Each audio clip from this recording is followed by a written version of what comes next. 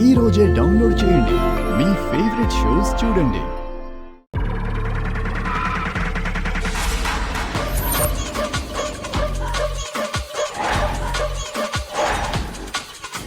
పెళ్లి చేసేటప్పుడు ఎలా అయితే మీరు మంత్రాలు చదువుతారో వాళ్ళని విడగొట్టి తాళి తీయడానికి కూడా మంత్రాలు చదవండి.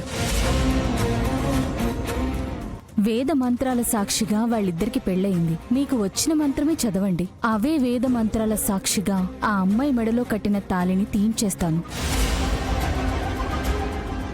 పంతులు గారు, చదవండి మంత్రాలు. నేను కట్టిన తాళి నా చేతులతోనే తీసేస్తాను. ఎలాగో మన మధ్య అడ్డు ఈ తాళి బంధమే కదా.